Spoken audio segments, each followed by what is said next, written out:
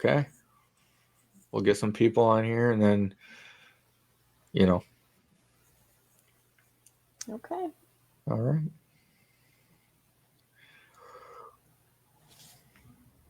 Yeah, I know.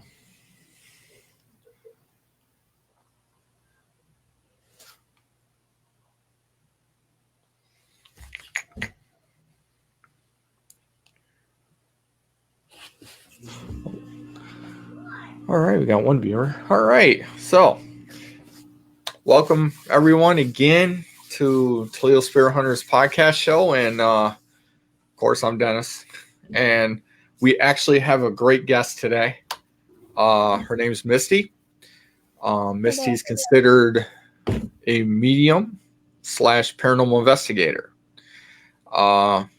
Actually, me and Misty actually was watching our very first live podcast show, and that's how me and her got to talking, because I was really interested in her abilities, because I do believe that you are gifted, and I do believe in your abilities, Misty, not just yours, but Sarah's and everyone else who has them, because you are gifted.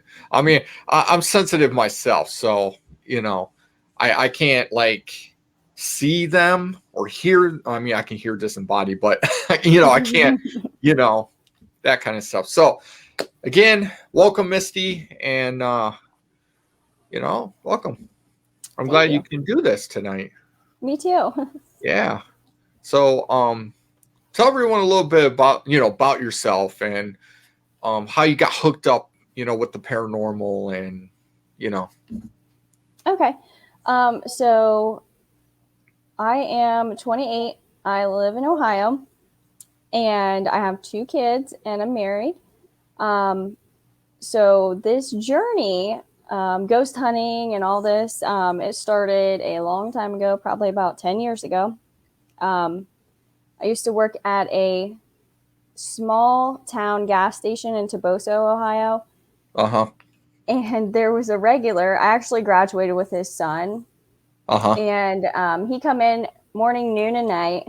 He ate breakfast with us, sat down, and had conversations and everything. And he was talking about the United Paranormal Project group that he had started.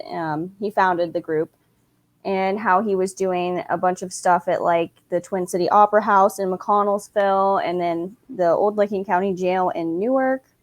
And I was like, dude, I've been watching shows since I was young. Let me get in on this. So he was like, okay, we'll come to the jail and, have your first ghost hunt. We are doing a public hunt, whatever. So I went, and I just got hooked. From the first time that I went in that jail, I was actually a skeptic at first, but very interested. And then as soon as I had experiences, I was like, okay, this is for me.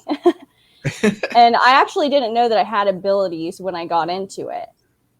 So it was really, I guess you could say it was fate, pretty much. And after that, I mean, I spent a lot of time at the jail. I spent some time at the Opera House and a couple other locations, and met a lot of good people along the way, actually. So I owe all of my credit to Eric Glosser, which unfortunately he just passed away a couple weeks ago. Oh, I'm sorry. Yeah, so it's been quite the time. Yeah, I'm sorry to hear that. That's okay. It's all right. We're all taking it pretty rough, but yeah, he is who I give my credit to. Well, all I can say is, keep doing what you're doing in his memory, right? Yep. I hope that we make him pretty proud with the group and where we take it and everything like that. He's always watching from above. Yeah, I don't think we've seen the last of him. That's for sure. He's a jokester. Oh, yeah. I can tell you, here's the story how I got into it, too. If you want to hear it. You want to hear it? Okay, yeah, I'm down to hear it. Okay, so me and Maggie were living in these apartment complexes, and we had friends that were across from our apartment, lived across from ours. And I went over there, and sitting down there watching Ghost Adventures on Netflix when it was on Netflix before it got taken off, And I'm like, ooh, this is interesting. I'm like, is it fake? Is it real? Is it what they're catching? Because, you can stage that stuff, Yeah. So I was like, I'm interested. So, come Toledo Yacht Club, they were holding a public ghost tour or hunt. Okay, public, bunch of people, and I was like, I'm gonna go see what it's like, So starting out, it was mostly part of the shows and part of my interest to find out, is it real? Yeah. Just like you, I came in as a skeptic because I wasn't sure.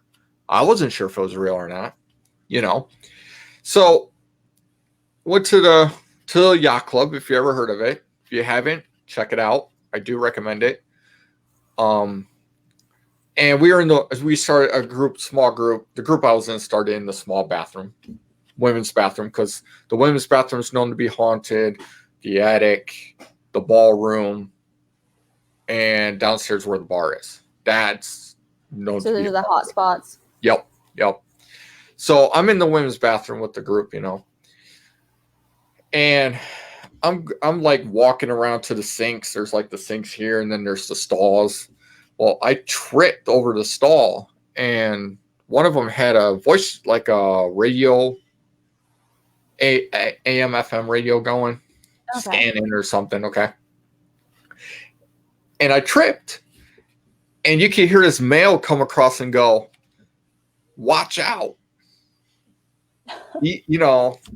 And I'm like, what the heck? So, but once you catch your first EVP, it's like a drug. You want more. Yeah. Because you're excited. You're like, okay. You're like, this ain't fake. This is real. Like, this is the real deal. Okay. Oh, yeah. Now, you got a bunch of skeptics out there, Misty. Bunch of skeptics. And again, I'm not knocking skeptics. I think they're cool. I'm not against their belief. I feel that, their belief is, good. And I feel that they can believe, Mm-hmm. But I was a skeptic, as I got more into it, just like you, I started to realize that I was starting to become sensitive to the paranormal. Like, I could feel things. I would get headaches. I would get nauseous. If I would go into a building and I walk into a room, I could feel that energy in there. It's weird. Oh, yeah. Like I tell people, open your mind. If you open your mind, you're going to get more. You close your mind, they're not going to mess with you because they're like, nope. Yeah. So yeah. Wild. So that was your first experience? Yes. I never had a paranormal experience until I got into the field. No joke. Not as a kid. Never grew up in a haunted house. Nothing. Now, how old were you when you got into it? Let's see. I'm 40 now. Yeah, I know. Go ahead, laugh about it. So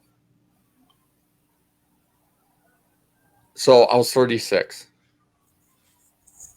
36. Because so I've had my team for 4 years now before I joined the team, but I broke off and started my own team. Oh. Yeah. So do you have a pretty big group or? It's just me, my wife, David, and his wife. That's it. That's it? That's it. The smaller the better, I think. Yep. Yeah. Really? It is. No, it is true. Smaller the better. Yep. When you get into huge groups, when you go to places and stuff and there's 30 people, you get noise everywhere. So if you're trying to get EVPs, you're like, whoa. Sometimes you can't decipher things when there's more people. So I like smaller groups. Yep, that's true. That is true. And the smaller the better, because then you can take 2 people and just go in a different area. Mm-hmm. And it's less people in one area. And so you're more to experience more than having like 4, 5, 6 people in one area. Yeah, I agree. That's why we just did on Friday, we went down to the Franklin County Infirmary, and it's a huge location. And there was only about maybe 10 to 15 of us. But in a huge open location like that, you get a lot of noise echoing through those big, giant hallways. So, but it was pretty dead for most of the night. But we didn't have a bunch of noise because we had like 3 floors, so we could go to different floors. Yeah. Yeah. And that's, again, and that's cool. And I'm going to work my way there to the infirmary. Baby steps. But I will get there. But I will tell you a place you need to check out, though, is Waverly Hills. Everybody keeps wanting me to go there, but I'm not ready for that yet. I've been there twice. I hear it's crazy. My first ever disembodied voice was at Waverly Hills. Really? Yes. I caught it with my own ears, the video camera, and the voice recorder. That's nuts. Yes. But it's good that you caught it, though. Yeah. So you didn't know you were crazy. Here's the thing. I had 2 females with me, which are really cool. They're really cool females, by the way. I talked to them during breaks and stuff, and they were really cool. Mm-hmm. But at the time, I had the equipment. So they're like, can we hang with you? And I was like, sure. I got no big deal. I got the equipment. Let's see what we can get, right? So we're up in 502. We're up on that floor, 5th floor. We're right there by 502, And we go into 502. I put the REM pod on the floor. One of the women was like, one of the girls was asking, like, asking a bunch of questions, like, did you pass away here? The REM pod was lighting up. I kind of felt the energy. The other female was standing like right here. The other one's right here. The other one's like kind of in front of me. The other one's on my right. And next thing you know, I felt the energy just shift right to my left. Like, I was like, come here. I, got the goosebumps and the energy charge. I was like, come here, one of them, and they came to my left. I was like, come here, stand right here. Next thing you know, the one felt a breath on her neck, and I heard the voice that said, help. Did they hear it? No. What? They did not hear it. I did. And they were like, it does not feel right in here. We need to get out. And I was like, and I'm going with you. Yeah, take me with you. And we went straight out of there, took a left, went through the hall, straight out the children's ward, out to the roof. And they were all like, man, whoa, what, at first, I don't think they heard it at first, but we were all like, oh my God, what happened? What happened? Then they went to play the voice recorder. I was like, guys, did you not hear that disembodied voice? They were just so shocked. Like, what happened? Yeah, it was crazy. And what was also neat about it was that as soon as the next day, as soon as I got home, because what's weird about it was I was going to, because the investigation was a public investigation, okay? But I was in a group of like 6. So we had certain floors that we could run and investigate, run up and down and investigate. As soon as I got back to the hotel, because I'm the one who went the first time. As soon as we got back to the hotel, my wife's like, well, do you want to sleep some? I was like, no. Let's go. It's like I had like an adrenaline rush. Like I had all this energy and I had an adrenaline rush. But I eventually fell asleep in the car. Now the next day, and my wife can contest to this, when we came back on Monday, I was off. I came back and I did not feel like myself. I was tired. I was drained. I was not myself. And then all I wanted to do was sleep. And when the next day, come Tuesday, I felt 100% better. And So weird. yeah, and I've told people this, and they were saying that Waverly Hills is known to drain you to a point where you just don't feel like yourself. You feel icky. You feel really tired. But some say it was probably because you got that adrenaline rush and all that charge of energy when you left, and you're just like, let's go. You know? It could be a little bit of both, probably. Yeah. So, and then I went back 2 years later, and I took my friend Giovanni and my other friend Adam, and Maggie went with me, and it was really cool. It was really cool. We captured some really cool stuff. There was actually an entity that was trying to attach to two girls when we were in the morgue. One of them was trying to attach to the female, and Adam had to get it detached because Adam's a medium too. So he had to detach it, and yeah, it was really cool. It was really cool. Sounds hectic. Yeah, but we didn't get as much activity as I did when I first went. So, I tell people, you want to experience paranormal activity, go to Waverly, because when you spend 6 to 8 hours behind those walls, your mind will change about the paranormal.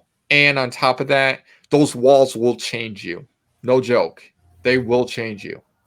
It's on my bucket list, but I don't know if I'm ready yet, because I actually took a long break when I had my kids out of the paranormal. So I just got back in it at the end of last year. So I'm still working on it. But I don't think I'm ready for that big of a location and that, renowned location like that. Eventually, maybe next year I'll be ready for that. But I'm still trying to kind of feel my way around now that I know more about myself. Yeah. And all that stuff. So I want to make sure that I'm protective when I go to that place. You know what I mean? Especially Waverly, with all their shadow people and all that crazy stuff. So disembodied voices, shadow people, apparitions. I mean, you name it, it's there. Yeah, exactly. And that's why I want to make sure that I'm a little bit more prepared personally. Even if I'm around a ton of people, I don't want to be that person that is singled out pretty much. So I'm gonna work on myself a little bit more before I go there. Yeah, you got to be mentally prepared, like mentally, because the stories that they tell you that happen there, it kind of touches you because you're just like, damn, like so much tragedy, so much trauma, so much stuff, and and that's why I think those spirits are still attached to there, because they suffered so much, and that's the only place they know that is home. Yeah, unfortunately, I mean, from what I've heard about the people that have been there is that, just horrible, awful things. And I couldn't imagine being in their shoes pretty much. So it's just awful, really. And then to think that their poor souls are still there and trapped. Yeah. And it's crazy. It's crazy. Actually, Waverly is actually going to be on Destination Fear this coming season. Oh, is it? Yup. Yup. Yeah, me neither. I hate to see what's going to happen. Yeah. Yup. Crazy, crazy place. Crazy. Someone said I need to check out the soul foods on North Side. Security guard, strange unexplained things, what happened while he was there. I'm gonna have to look into that. So, yeah. I'm assuming that's up by you guys. Yep. It's up by us, yeah. So what's the craziest place you ever been? Like, you're gonna laugh at me when I say this, but my husband's mom's house. Okay, I can understand that. I really can. In-laws, I get it. No, her house is crazy haunted. Oh, like that was a crazy joke, though. haunted. I left. That was an in-law joke. I know. I actually really like her, and I like Matt's dad as well. So it's okay. You can talk nice about him. No, we get along really well, so that's good. Yeah. No, that's good. That's good. Honestly. However, her paranormal activity is crazy there. Is it? Yeah, wild. I don't even like to stay there. So when me and Matt first got together, that's my husband. When we first got together, I would go and stay with him and stuff there, and just crazy stuff would happen. Like I would wake up hearing voices. I would see shadow figures and stuff. And then I was like, you know what I'm going to do? I'm going to leave my recorder in the basement there for 3 hours while me and Matt went out. And then I'm going to come back. I'm going to grab my recorder, turn it off, and then I'm going to go through this evidence. I had like literally, I kid you not, like 30 EVPs just from sitting it in the basement. Damn. She's seen dark winged figures run at her. They've had things thrown at them in their house. It's wild. Is there something dark there? Yeah, I think so too. I thought that from the beginning, that there was some kind of like, I wouldn't call it like a demon or anything, but something dark. And it stays specifically in one room of their house. And yeah. I've actually caught it on EVP, and it's just like this metallic-y, like hissy kind of voice. And so I've investigated their house before because Matt's dad really likes the paranormal and stuff. Matt's mom wants nothing to do with it. Matt wants nothing to do with it. But me and Matt's dad and Matt sat in that room that I was picking up on. And we started the recorder. And as soon as I did, I tagged, like, this is Saturday at this time. This is who's with me. I'm going to sit it down on the floor. And then as soon as I sat it down on the floor, I just sighed because I just felt it, right? Uh-huh. And I'm like, and then you hear this little voice go, hey. And I was like, I don't like this thing. I don't want nothing to do with it. So I don't know. It's the craziest place. Because I guess that's where I've had experiences, and you're supposed to be able to feel comfortable where you're sleeping, and that's not the place that I feel comfortable. So I would guess that's the craziest place that I've been. What? So is it the whole house or a certain part of the house? Oh, it's the whole house. The whole house. It's wild. Did you look into the history or any research or? So I haven't looked back into the history, but we do know the previous owner of the house, his name was Herb. And when they were going to sell the house after him and his wife had passed away, a family friend was looking into buying the house, and they come in and did a walkthrough with the realtor, and there was Herb sitting in the chair, even though he was dead. So they actually physically saw him in his chair when they come to walk through to buy the house. And they were like, no, thanks. I'm good. Oh, wow. That's crazy. So we know he's there, but Matt's mom no longer lets me investigate the place because every time I'm there, I ramp up the energy, apparently. So not allowed to speak to them. Yeah, that's crazy. She doesn't like it. Oh. She's like, every time you're here, something happens. You know why I tell people that, they want to know if it's, well, I mean, this is the way I try to find out if the energy is negative or, demonic. Uh-huh. I usually, like with the high chair here, when I got it, demonic, claims are attached to it, and I was like, I told Maggie, I'm like, okay, all right, well, let's see what buttons we can push with it, and I started reading a prayer from my rosary. And that'll do it. Yeah. And I mean, I got other stories too. So, and I was like, let's read this, So you've seen the video, but I paused for a second, and then it told me to stop. And then it growled. Mm-hmm. I watched that. It was wild. It is. And then the other piece was when it manifested behind me, and then the ghost tube was like behind you, and you could see a devilish face manifested right in the bookshelf. Yeah, I would have to say that is definitely some of the wildest stuff that I've seen, like where it just manifested behind you. And I was like, oh, all right. And Yeah, that's definitely I know. an evil face for sure. Then it said, I see you. Yeah. Followed up with, I see you. That's wild. That's some wild stuff. And then there's a residential home that me and David went to investigate, and there was some kind of entity in it, and the people were moving, and they just wanted us to investigate it. Went in. I had what I have going. I had the Phasma box going at that time. That's again, their software is just like the necrophonic, clear reverb, white noise. And I came out, I said, I go, are you evil? And it said, yes. And then I said, okay.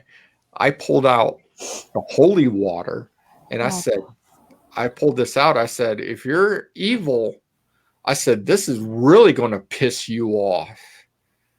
And you could hear, it comes across and you can hear, it goes, stop, relax.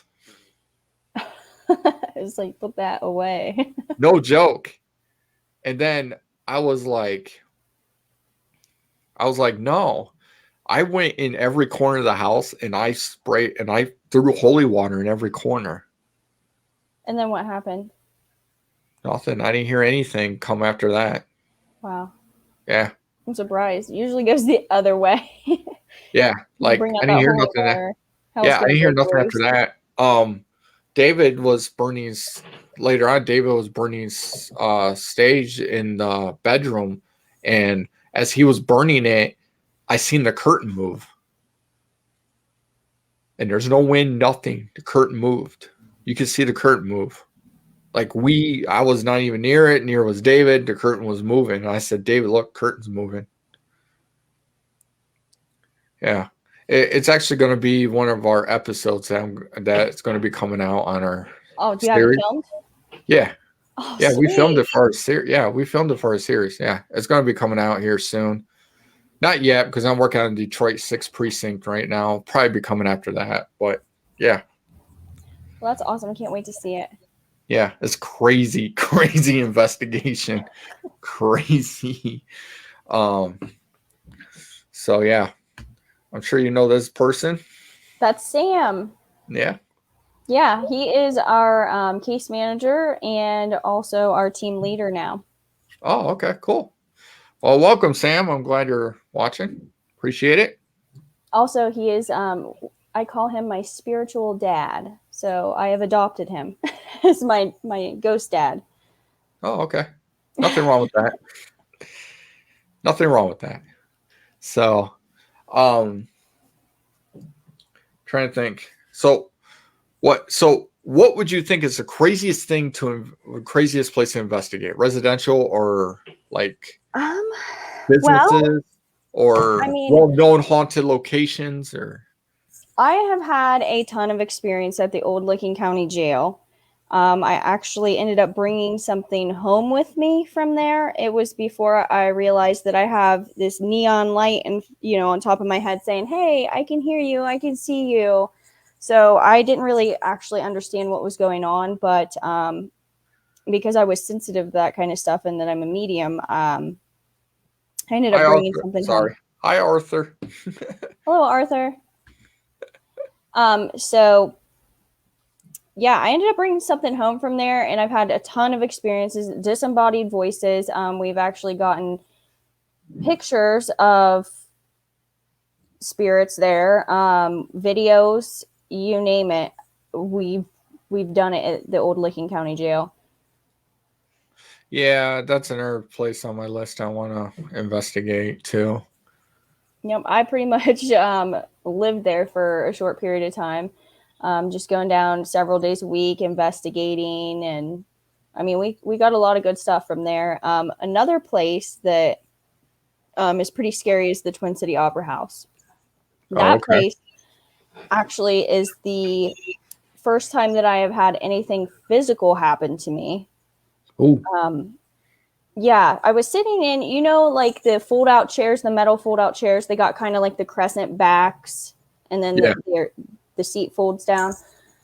Well, we were doing a public hunt there, and so we were hosting it. So we were going around in groups and stuff. And I actually had my sister with me at the time, and she was about, I don't know, 12 then. And she was sitting on my lap because we didn't have an extra chair.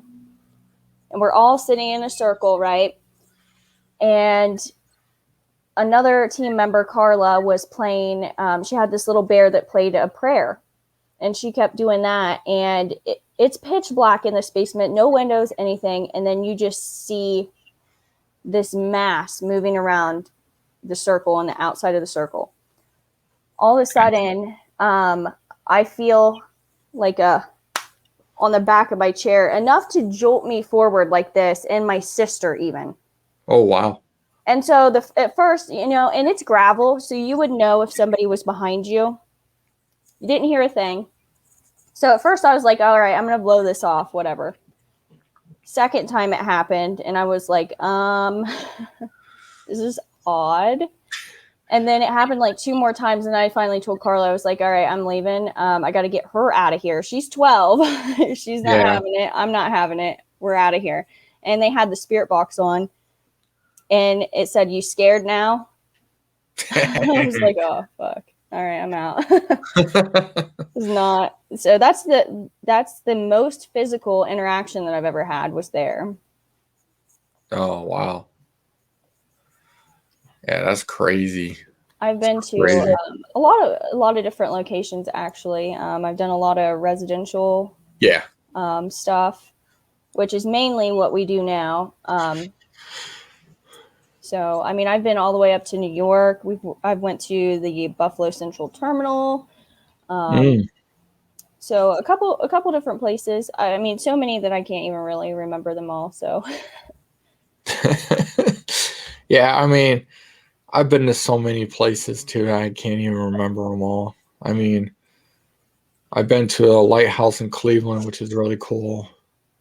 I've never done a lighthouse, actually. Yeah, this place was really. We were actually. What was cool about it was, well, this was part of the evidence that I sent you, where I was using the necrophonic and I was talking about Marco Polo. Oh, was that in a lighthouse? Yes. Yeah. Oh, see, I didn't know that. I thought it was residential. No, it was a lighthouse.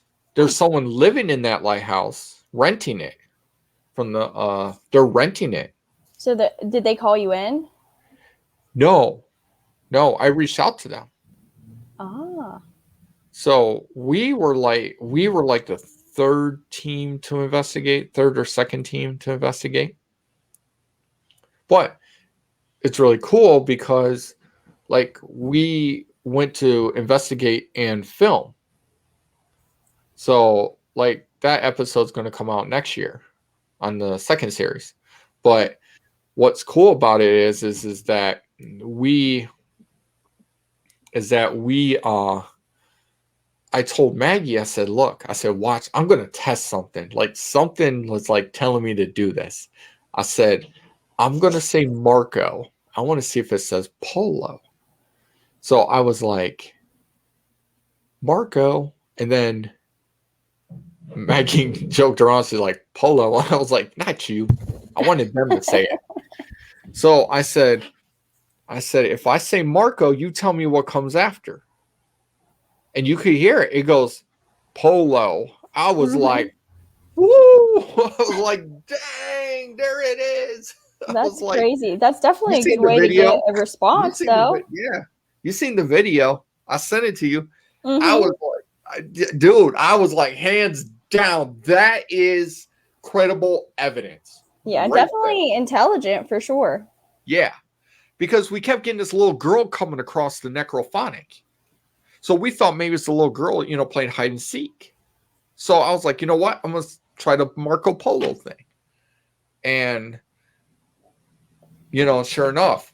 Now, there was also another thing that happened was that we were down in the basement, and I said, what's above us? And it said chains. And at the time, I was not putting it together. So the lighthouse has a chain lever thing. They would bring coal in. So I was like, dang. Maggie's like, there's that's a chains mind above blower. us. Yeah. She was like, there's chains above us. I was like, oh, because I was looking for like the steel door or something. It said chains. I was like, chains? Huh? And Maggie's like, there's chains. There's a chain lever thing above us. She's like, don't you ever pay attention? Like, no, I don't. That's why I married you. You keep an eye on detail. That's your right. job. That's what you're here for. Exactly. Oh, so, but yeah. That episode's going to be awesome when we release it. Seriously. Yeah, I definitely am going to keep up with your guys' chains. videos when I can. Yeah. Oh man, I just released part 2 of Gettysburg today. Oh. So, yeah, I'm working on the Detroit 6th Precinct episode, which since I'm back to work, it's going to take a little time to get it done. Not as much. It ain't going to be as quick as it was when I was on medical leave, but you know, I gotta make time for my kids. I gotta, make time to spend with my wife, because my wife always is like, we need to, spend time together. We can't devote everything to the paranormal. I'm like, I know. and I get that. You got to take time out for yourselves and your marriage and your family and stuff. And that is true. Right. Yeah. It's sometimes it's real hard to juggle paranormal and being a parent and all that, all of that stuff. You only got so many hours in the day. Exactly. And Maggie will tell you, like, I am constantly booking locations. I'm constantly looking for locations. I'm constantly reaching out to locations. I'm dedicated to my paranormal series. I got to start putting some of the documentary together. Some of it is together. I got to work on some of it, coming up here. And then, I'm trying to come up with another paranormal documentary I want to work on. I thought about maybe doing the same thing that I did with the Purple Gang. I thought about maybe spending a week in Salem, Massachusetts, and do something in Salem, Massachusetts, where we investigate haunted locations where the witch trials took place, and see if that's come across. I thought about maybe this time looking up a serial killer and try to find locations that person would murdered their victims, to see if their victims, are still there, or if their energy's still there. I've been doing that. I've been, trying to work on, Maggie's been working with me. We've been talking about how to expand our haunted artifact series. We just been, and then I've been trying to shuffle around some other ideas. And then I got a speaking series coming up in October in Ohio at a library. So I'm just like busy. Yes. I'm just like juggling things, and it's just, it's rough because sometimes. It's rough sometimes. You get so much going on at once, and it's overwhelming. Like, oh my gosh, I'm overwhelmed. Yeah, it's overwhelming sometimes. And it's like, I get so busy that, I feel like, I don't pay attention to my wife. I don't pay attention to my kids. And it's like, once I start feeling like that, it's like, I got to take a break, I got to take a break. Yeah. I got to start paying attention to my kids and my wife more. It can consume you. Seriously, It can consume you. And once it starts consuming you, you have to take a step back, and say, hey, it's still here. Take a couple of days, spend with your family. You can come back to it. It's no hurry. It's not like you're dedicated to a freaking Travel Channel network or anything where you got to have these episodes in by a certain time. And, so, it's very consuming. And that's exactly why I probably took about 6 years off from the paranormal field, just so that, you know, I could focus on my kids. I was having babies and getting married and all that stuff. And, you know, finally when my team actually talked me back into it, because they had messaged me quite a bit and was like, hey, when are you coming back? When are you doing this? When are you coming back? And I'm like, guys, I'm not ready yet. And then Yeah. they got a hold of me the end of last year, and I was like, all right, I'm ready. Let's do it. Yeah. So You know, it was a much needed break, I should say. yeah. I mean, I take breaks from video editing here and there, and I don't like book. I don't have like locations booked constantly because I take breaks in between trying to work and make time for my family. And then, you know, when me and Maggie go out to investigate, that's basically our time alone spending, you know. Paranormal And date. we appreciate that time. No, I mean, even if we appreciate that time alone. You know what I'm saying? Mm-hmm. So, you know, and it's fun because, you know, she gets into it, I get into it, you know, and we spend time with our friends that are on the team, and, you know, so yeah. So Sam here says we miss you. Aww. So, but yeah, you know, and if you ever get, I don't know, if you ever did like podcast interviews, is this like your first one, or have you done some before? This would be my first one, Oh, okay. actually. So I've done numerous ones, okay, and it's funny because they're second to last question is always like, what would you tell a new person who wants to get into the field? And I'm like, if you think it's going to be easy, don't start. Yeah. If you think you're going to make it to the top, don't start. If you think you can trust people in this field, don't start. Yeah. Because, you know, the truth is and this is what I tell them, truth is this field is a gang warfare. It is. It's a gang warfare. Mm-hmm. Who you think you can trust in this field are really not your friends. They will stab you to climb. So I've actually been very lucky. I understand what you're saying because I've seen it. Yeah. I've actually been really lucky. I've never had any part of that kind of, I don't know if we want to call it drama in this sense, but it kind of is, because people do stab you in the back, unfortunately, in this line of work. And, you know, whoever can, you know, it's a dog eat dog world. We're all trying to do this, you know, trying to become better and bigger and all this and that. But really, I'm surrounded, in our group at least, I'm surrounded by a lot of caring, compassionate people that care about this hobby, not just themselves. So I'm actually very fortunate to be a part of such a great group. I know other groups that are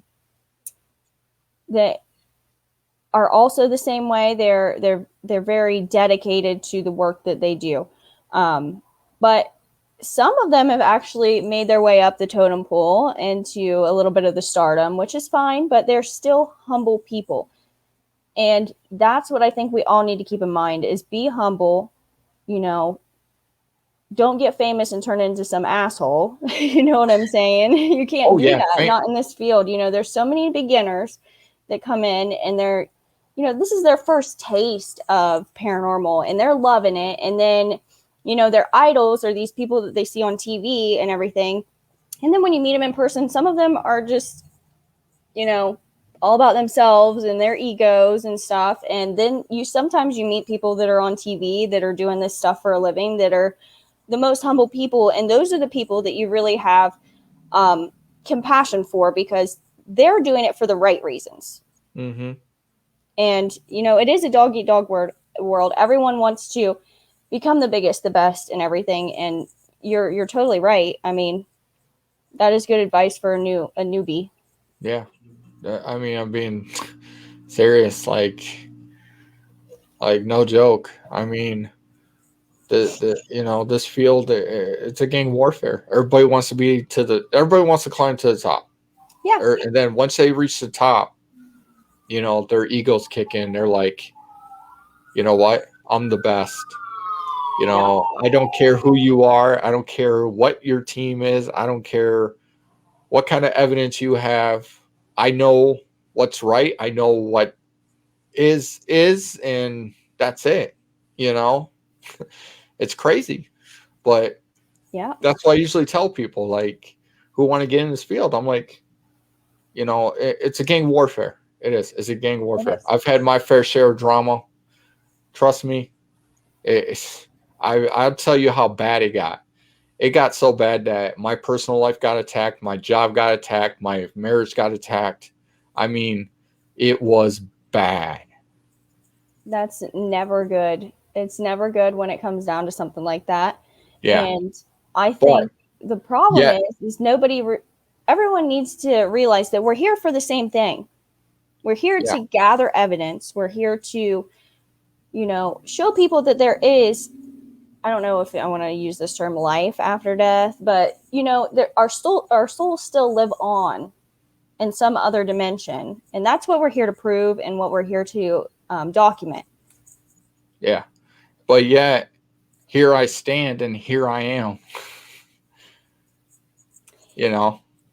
It's rough. It's a hard thing to do once you get into it, really, because once you start out, it's all fun and games and everything, and then people take this shit way too seriously. Yeah. Well, some people were like, how are you still in this field after all that? I'm like, because when they do that, it chooses you. Yeah. When they do that, they're trying to force you to leave. They're trying to force you out. They're trying to force you to quit. Once you do that, they win. You stay home, you stay strong, you keep moving forward, and who wins in the end?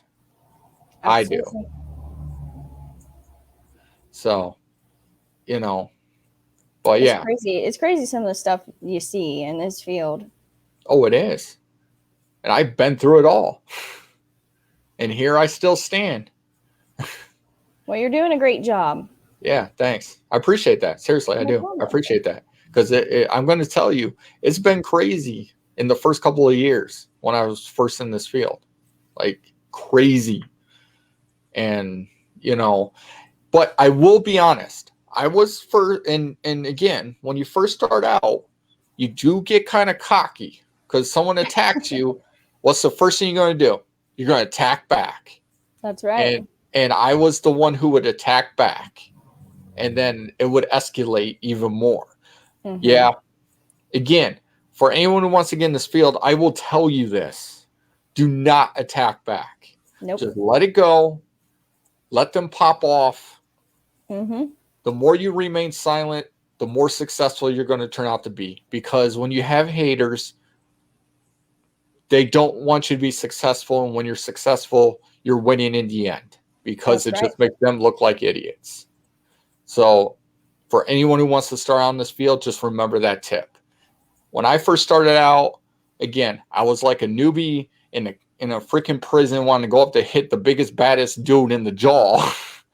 And like, hey, I'm going to knock you out and you're going to learn not to, mess with me. But, I learned some stuff the hard way. Like I said, I was a rookie. I didn't, and eventually, I had friends that were reaching out to me like, dude, just let it go. Don't say nothing. Don't attack them. Focus on you. Let them go. And, again, I was young. I was stupid. And, and I would attack back and escalate it. And, again, I've grown from that. Seriously, yeah. I've grown from that. I've grown from that experience. And that's always the first rule you have to learn in this field. And when I was young, I jumped in, and that was not a rule I learned until, I got caught up in it. And yeah. It's a learning experience for sure. Yes, that's all it is. It's a learning experience. But again, I will be honest, when someone's attacking you and they keep popping off at the mouth, and they keep running, posting about you and your team, and you only take so much, and then you're going to fire back, and it sucks. But,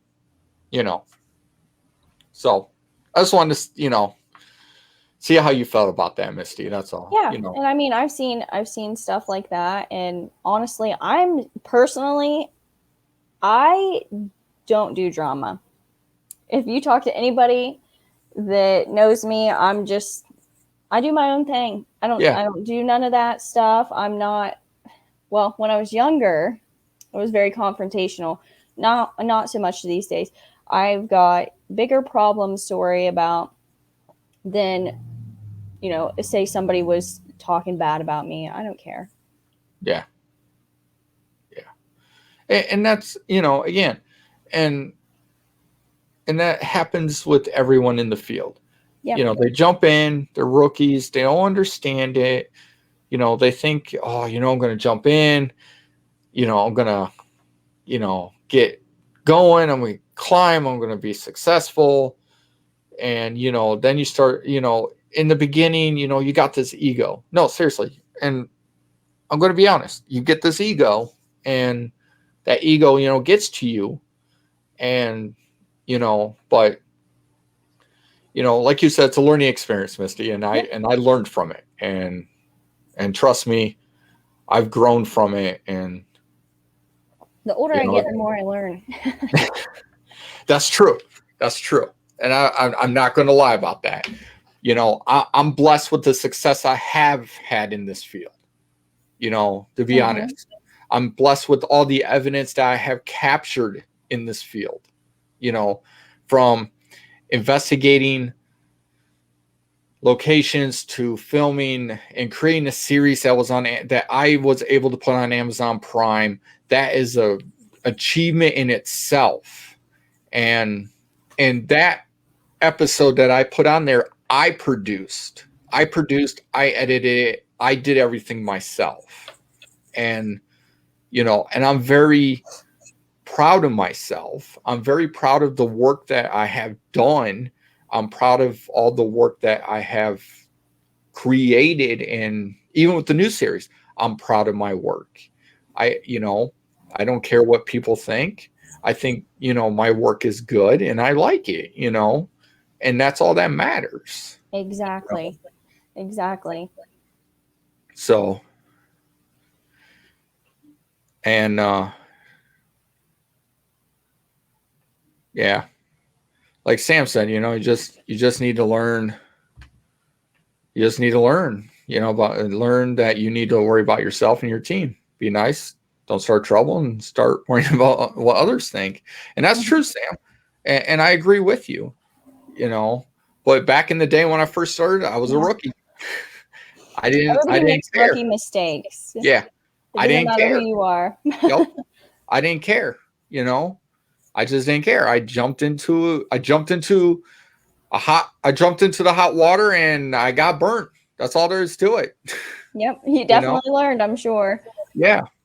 I learned, but yeah, no, seriously, I'm proud of my work. I'm proud that I, made on Amazon Prime, I'm very awesome. proud. I mean, that's something to be proud of for sure. Yeah. And it's good that you are proud of your work and that, you put your heart and soul into your work, because that's what really matters is, quality, not quantity.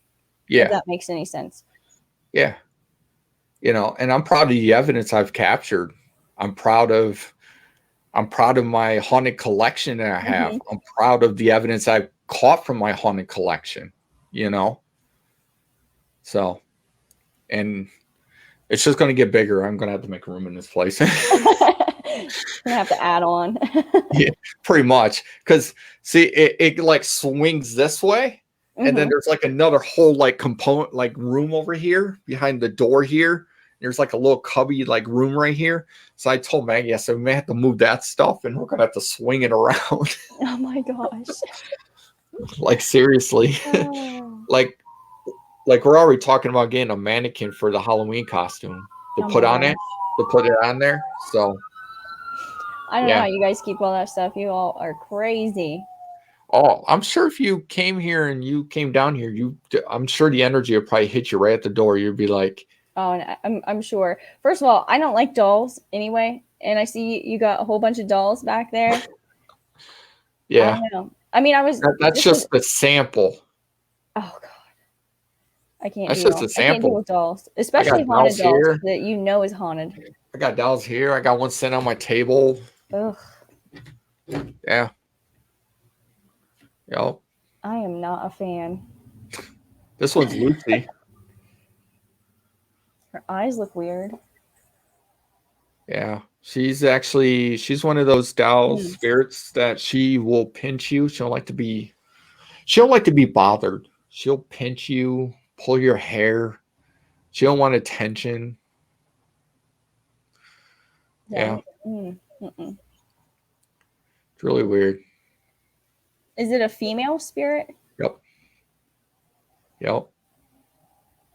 Oh, Yep. I'm not a fan. Yeah. I think what this doll was a gift when someone got like baptized or got what they say, what they call in Catholic communion. Communion? Yeah. Yeah. And I think it was like one of those type gifts. But yeah. She's something else. I've been pinched by her on my neck. Does she make people sick? No. She hasn't made me sick. She's pinched me. She's pinched you? Yeah, right on my neck. Ugh. I was like trying to investigate. I was like pushing her buttons one time when I was investigating her live, and it like pinched me, and I felt a pinch on my neck. I was like, "Did you just pinch me?" That is crazy. Yeah, no, I'm not okay with dolls. You can keep them. Yeah, it's amazing how many spirits attach themselves to dolls. Yeah, I don't know if it's because they're like humanoid figures or what, but that could be. That could be. That could be. I'll tell you. I don't know. Did I ever send you the one video where I caught with my Amish dolls? I don't. I have two. No, okay. I have two Amish dolls. They were husband and wife. They passed away in a horse buggy accident. Oh. And this was at my old place where I used to live. And what happened was, I was going downstairs and we had our deep freezer and they were like right up against the wall. And I have this little bell set on the shelf. Oh, okay. And they both were sitting in a rocking chair and I had a ghost meter. And the ghost meter is going off, completely going off. And the male is actually named Levi. The wife, I'm not sure. Haven't got a name on the wife. So, what I want to say? Okay, so I went down, I got what I was going to get out of the deep freezer. I was going to the steps. I stopped for a second. And I said, Levi, if you're here, light up the ghost meter. He lit it up, and then I'll have to send you this though. And you know what's weird is every time I'm around these, I really start yawning because I really think they drain my energy. They probably do. Yeah, I like you notice how like I keep yawning? Mm-hmm. Yeah. And so I said, Levi, is your wife here? And the wife goes, and you could, dang. You can hear the disembodied. You can hear the bell ring twice. Disembodied. That's strange. Yeah, I'll send the footage to you later. Seriously, I'll send it to you later. And so I heard it twice. I caught it on my Nest camera because I have my Nest camera downstairs watching them 24/7. And I was like, you know what? I'm going to go over my Nest camera. And I put earphones in. Jesus. I'm telling you, they're draining me. So I put earbuds in, and I'm like listening, and I heard that it goes ding, and then it goes ding again.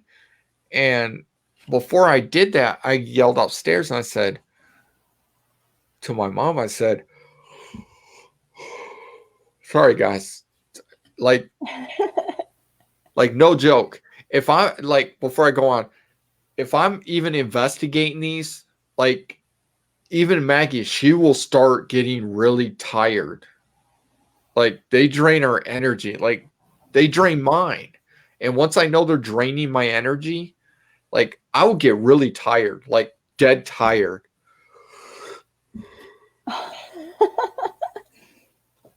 Somebody's doing it. Who's doing it? But anyway, so I yelled out to my mom because my mom was over and my kids were watching TV, and I said to my mom, I said, hey, I said, was there any like bell sounds on the TV? And my mom's like, no bell sounds.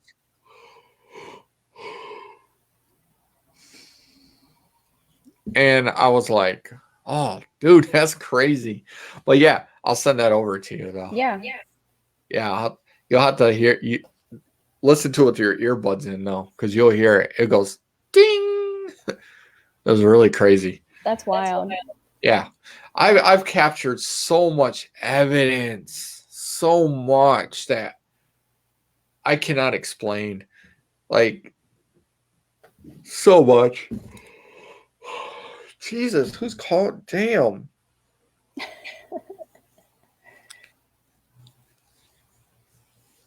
Something's draining me. Jesus. It's even hard to focus. But there's another time too. I was investigating live, and I had the Phantom box going, or the Phasma box going, and I played like Hitler's speech, and I can't, and I'll send this footage to you. I said, can you tell me who was speaking? And you could hear a male come across and yell, Führer. I was like, oh, shit. That's crazy. Yeah. Yeah, because see, I have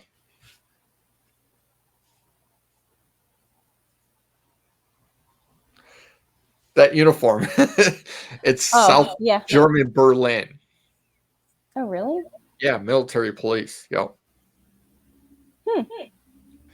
Yep. Post World War II. Wow, that's old. Yeah. Yep. Sorry, guys. Dang. Yeah. Post World War II. So what's with the doll next to the little mirror up on the top shelf? This one? Yes. This one or that one? The one in the back. That one? Yes. She is actually, I don't know, do I have her, I do have her picture. You want to see her picture? Yeah. That's her. No way. Yep. Huh.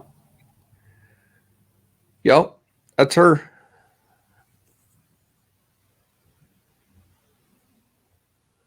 Is she she's active then, right? Have you spoke with that doll? She's active when she wants to be. I collect my haunted artifacts from a paranormal investigator that I'm good friends with out of Florida.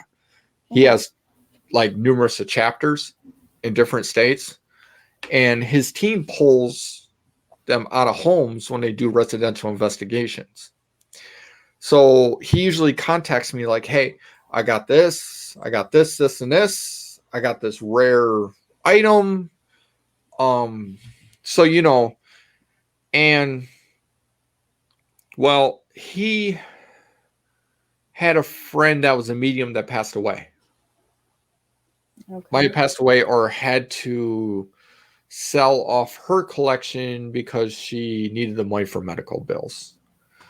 And that's where this one came from, was a medium. So I got the picture along with the doll. So she is attached to that doll. That's strange. I don't know, because I just can't stop staring at that doll for some reason. It was just really? I don't know. Yeah. Oh. Maybe she do you feel her inside of it, or do you think she's looking at you directly, or I don't know. It's just weird. Like I just felt drawn to that doll. that doll? Yeah. Out of all the dolls you're looking at behind me, that's the one you're drawn to. Yeah. That's why you don't like dolls, because they just draw your attention. Yeah, well, I don't know. I mean, they're all creepy, but that one I was just like, I don't know, what's up with that doll? I just felt like I had to ask. Yeah. No, you're fine. You're fine. Yeah. So, yep. That's her. That's who's wild. attached to it. So, she's young though. Yeah. Young. Very pretty. I think she died of natural causes, if I'm correct. Ooh, that young? Natural causes or health issues. I'm not sure off the top of my head. I have over 100. I can't keep track of them all. Yeah, no doubt. You know. So, but yeah. Yep. So. Well, thanks for sharing that. Yeah, I was really just curious because I was like, why do I keep looking at this doll? Why is it something I have to ask about? But I just had to ask. Yeah, no, you're fine. You are more than welcome to ask about any doll that draws your attention, Misty. I will not hold back any information of any object that draws your attention. I would ask what you feel first before I release the information, because I'm wondering, what kind of, like, what are you sensing? What are you feeling? What are you seeing? What are you getting? It's really hard for me when it's like over pictures or stuff like that, unless it's like really, really prominent. So that's why I just wanted to ask about that doll, because I just kept, I don't know, staring at it, and like maybe, I don't know, I just felt like I had to ask about it for some reason. No, I don't know. Yeah. It was really weird. It just means that the energy to that doll's grabbing your attention. Mm-hmm. Yeah, for sure. It's saying, hey, I want your attention. I want to talk to you. Like, for sure. And that could be,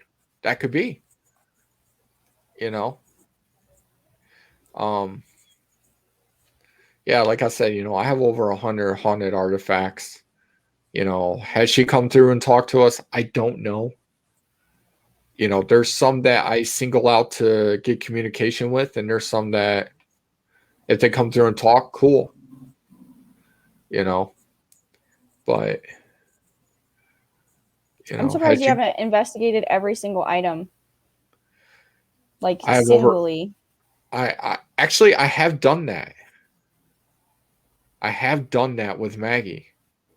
Like we have took 30 to 45 minutes and investigated every single item and seen which ones are stronger, which ones will communicate more. And, it's hard to say because, like I tell everyone, some of these items are residual and some of them are intelligent. Like the one that's attached to the wheelchair, that's got a intelligent haunting. I've caught like a floating anomaly over the top of it. Oh. Like it just hovered, floating. That's creepy. Was it like an orb or? I'll send you the video. Okay. It's Yeah, because it's that's like interesting. I want to see that.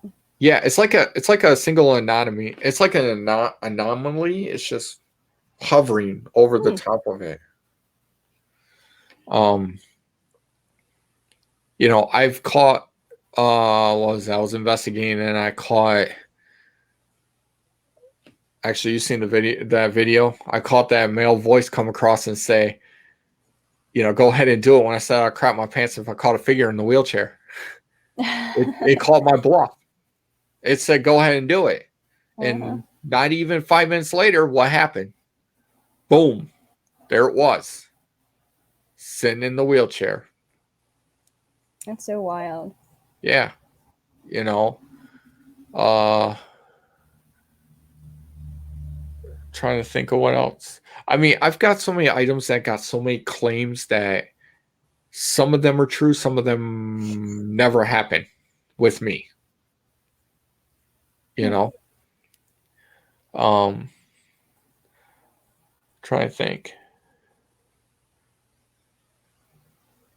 Like I have this one doll down here in the corner. She's like in a plastic case. Mm-hmm. She's known to like really scratch you, pull your hair. She was a psychic medium or a clairvoyant when she was alive. And if she don't like your energy, she will let you know by pulling your hair or scratching you. That's violent. Well, here's the funny part. I've never got pulled. I never got my hair pulled, never got scratched near as Maggie. Huh. Now, I would love to try it on someone else. It ain't going to be me, friend. No, I mean, someone else in general, just to see. Oh, no, I'm just saying you will never see me in that room right there that you're sitting in. Nope. Oh, yeah. I don't do dolls. I really don't like them. I don't think it's just that. All the energy in here would probably overwhelm you, and you wouldn't know where to begin or where to start because everything would hit you all at once. Oh, yeah, I'm sure it would just walking through the threshold of that room. It's probably like a smack in the face. Yeah. You wouldn't know where to start or to begin, Misty. Nope. I mean, you would have to step out like, I need to step out. I'm getting overwhelmed. There's too much energy in this room. Oh, I'm sure. You know, what's the best part is I sit in here and I video edit hours on end. And do I feel charges of energy sometimes? Yes. Off to my right, I'll get like goosebumps. But I ignore it and keep going. I know sometimes I'll run the ghost tube and let it, you know, and let it spit out words. It was funny because the other last week I was video editing and I had the ghost tube going on and it said like criminal twice and it said like something else with something that had to do with a crime. It said it twice. And I'm like, okay, that's criminal twice. What are you trying to say? Yeah. You know, almost like they're trying to tell a story or something. Exactly. Like, are you trying to tell me that you want me to find the criminal that murdered you? Were you murdered? You know, what's the story here? Like, I need more information. Yeah. You know? Yeah. You know, so, but, you know, but it's crazy. You know, again, when I'm down here, I keep an open mind. I've had paranormal activity even on this live. The second episode where I was interviewing my friend Dan and his girl, and me and him was talking, and as soon as, because I was explaining to him how, like with paranormal activity with locations and dolls or any kind of haunted object, you know, you can sit there and say, hey, Dennis, I got this type of activity here. You take it and tell me what you get. I may not get the same thing you get because my energy may be different from yours because they feed off that. Right. So I was explaining that, and next thing you know, I hear this female, no joke, go, I did see the clip of that. Did you? Yes. Yeah. Isn't that crazy? Really You hear a strange. female. I swear it was a young female that goes, mm-hmm. Yeah, I heard it as plain as day. It Yeah. was wild. And it took me like 20 seconds. I was like, did you hear that female? And he was like, I wasn't paying attention. And you could hear the females direct, right? As soon as I got done saying what I had to say, the female was like, mm-hmm. I was like, oh, and I heard it. I was like, oh my God. Like, yeah, because you were like, you just sat there and you're like, wait, it like took a minute for you to register it, and you're like, wait, did you guys hear that? Yeah. It's crazy. And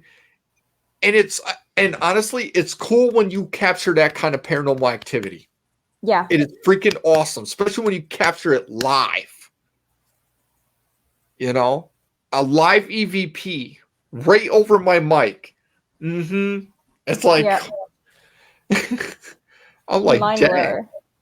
Yeah. It's freaking sweet, you know? But again, that's the kind of activity I get. Now, what I'm planning on doing is when I get the again farmland dirt, I'm going to do that. I'm going to investigate that live. I'm going to do a live investigation of that. Why? Because I want everybody to witness the paranormal activity, if it even has any. But again, you did you looked into it. You told me you felt Augusta, the mother of that dirt, or the mother of. I don't think you're going to have a problem getting anything out of that dirt. Okay. Well, explain everyone what you experienced when you looked at the picture, what you felt. So you sent me that picture and you're like, hey, check out this. And I was like, well, I already seen you posted it or whatever. So you're like, well, what do you feel from that? And immediately I got the woman presence, which would be the mother. And she was just, I don't know. I don't know how to explain it. It's like when you're being bum rushed, if anybody knows what that is, where somebody runs up on you real quick. That's what it's kind of what I felt like. Like she's like in your face, like she's ready to throw hands pretty much. She's not happy that either I don't know who you bought it from or whatever. But she is not happy that the dirt's leaving. And I think that she's not going to be happy with you either since you got the dirt, unfortunately. But I got her immediately. And I know you said something about the other medium, Sarah, had picked up on Ed. So I don't know. Maybe they're both going to be present when you investigate that on the live. I don't know. But definitely her. She hit me first immediately. Yeah. Straight out of the gate was in my grill. Weird. Well, like I was explaining to you, if you actually see, I'm going to stop for a second. You notice I ain't yawning in no more? You see what I'm saying? I think it was, yeah. I think, and again, if anyone, has seen the documentary on Ed Gein, Cindy, who's a well-known medium who works on Holzer files with that team, and Shane and Dave Schroeder, she stepped foot onto the property and she said that the first person that was up in her face was Augusta. And Augusta kept calling her like the devil, doing the devil's work. Like, and I'm trying to think of what else. Everyone has to check out that documentary. It was a really good documentary. Really good documentary on Ed Gein and that property. And towards the end, every time she stepped on that property, she could feel Augusta like up in her face,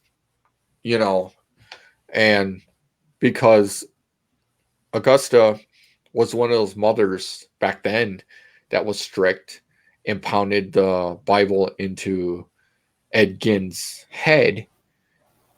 And she believed that, people like you who are mediums and psychics and that are work of the devil. And Augusta kept telling Cindy, the devil, the devil's work, the devil, and she even warned Shippy, that's who was the paranormal investigator. She warned him, like, we need to be careful because we're about to kick the hornet's nest and this is not going to be good. Yeah, And she's not, at least how I felt her, she wasn't a very nice, welcoming lady. yeah, If that makes any sense. I mean, she was like very, very prominent and dude, let you know immediately. it's going to be awesome if I can get Augusta or Edgin to come across the necrophonic I don't think live. you're going to have an issue. Yeah. Like, that's going to be crazy. Like, I'm going to, like, crazy. I'm like really excited for that live. Are you? Mm-hmm. Yeah. And it's gonna happen. It's gonna happen. As soon as I get the dirt, I'll notify I'll put a post out there, but I will pick a weekend that I'm off.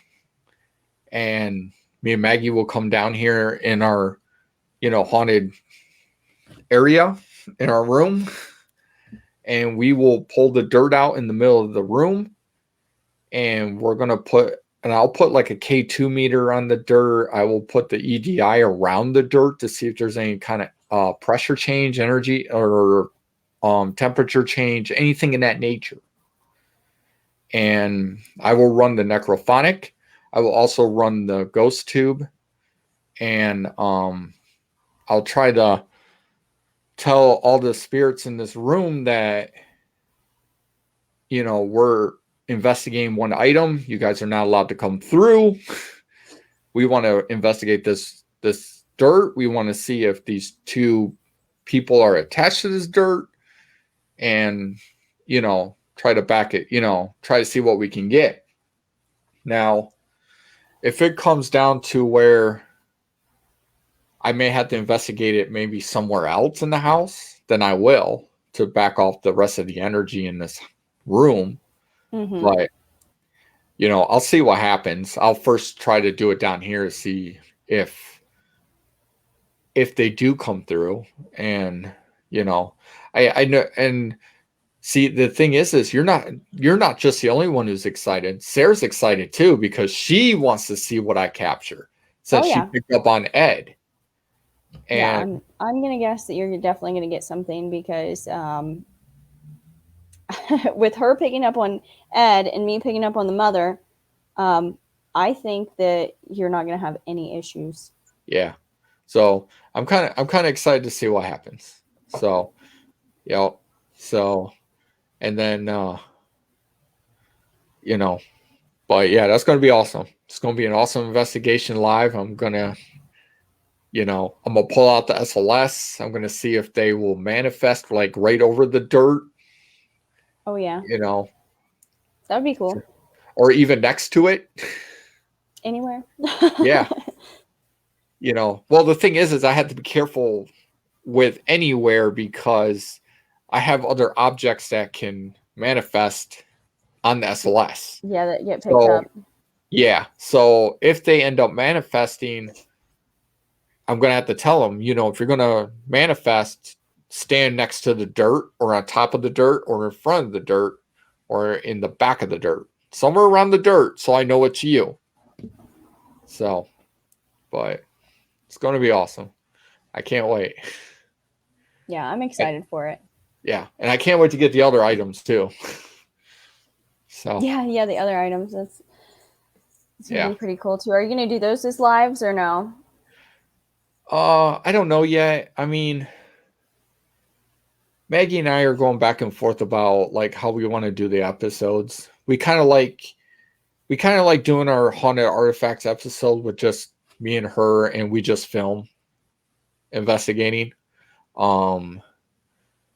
And sometimes we like to go live and let people see the evidence live. So, it varies on what kind of mood we're in, Oh, yeah, I see. But Maggie wants to like expand that series. She wants to like investigate people who, she wants to go to people's houses or locations that people have haunted artifacts, because she wants to do like she wants to expand and go and travel to other people. Like, we were talking about it. We were like, let's see if anyone else owns a haunted object, and let's see if their objects are truly haunted or just bogus. And with me and Maggie owning over 100 haunted artifacts, we will know if it's truly haunted or not. Right. Well, I wonder if, just like you said, different people have different energies and stuff. Some of them items might still be haunted, and maybe they just don't interact with your guys' energy. I mean, that could be true too.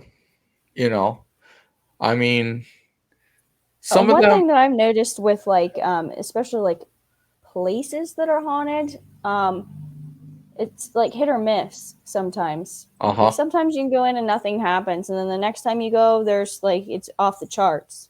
Yeah. So I almost wonder if like that's how artifacts are too. Yeah. I mean, I learned that with Waverly. First time I went, it was off the chart. Second time I went, it was just baseline. Yeah. So, but I think the reason why was because it was my first time. I didn't know what to expect, and they fed off that.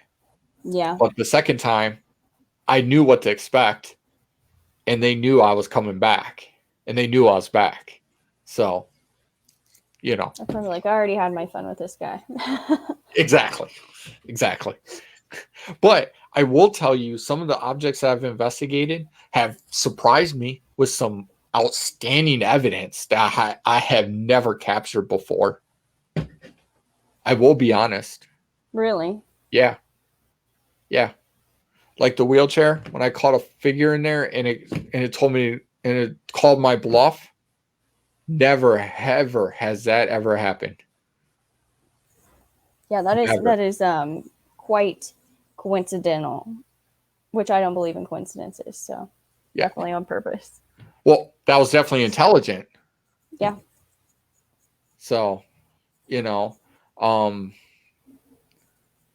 else? The Amish dolls. I was not expecting the bell to ring twice. I'm sure you weren't. No. Going downstairs to grab something. Exactly. Things happen when I don't expect it. Right. Even when I'm joking around, things will happen, and I'm just like, wow. Like, are you guys like really listening to me? Like, okay, hold up. Just like when I caught that female voice.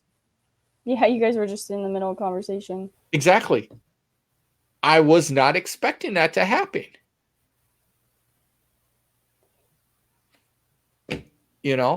Like I said, things happen with these things that I never expect to happen. And it blows my mind. And it's like, wow, like, holy crap. Well, when we're doing investigations and stuff, whenever we get bored and we're just talking, amongst ourselves and stuff in our little groups or whatever, that's usually when we get something like crazy that happens, is when we're not paying attention and we're not like asking questions or whatever. And then we're just, having a little conversation, and then boom, something happens. It's almost like you said, when you're least expecting it, something happens. Yeah. See, if you're talking amongst yourself, that's when it happens, because you're not showing them attention. And then they want the attention, so something happens, and you're like, oh shit, hey, something happened. Yeah. Like, like, oh, you want my attention? Okay, well, you just got it. Yep. So, but it was it's really cool. Really cool. So, but anyway, we'll wrap this up. Misty, you can tell everyone where they can find you, or find your team, or your team, where they can follow your team, and all that good stuff. Or even if they if anyone's watching and they end up having a a haunting and they need help from your team and Yeah. stuff like that. Okay, so go ahead and. Yep. So you can find us on Facebook. You can look up the United Paranormal Project. That is our main team. And then we do have a side team that is Spirit Chasers TV on Facebook. We also have YouTubes under each of those names. For Spirit Chasers, we do help people out that have like attachments or their home's haunted and they don't know what to do. You can always give us a call. And we would be more than happy to come out and help you.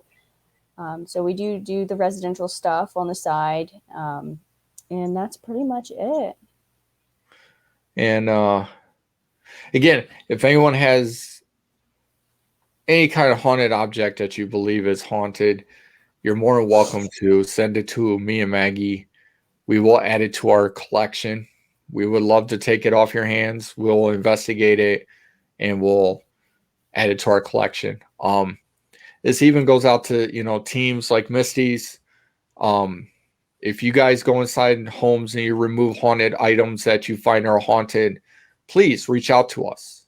Me and Maggie will take the item off your hands and we will add it to our haunted collection.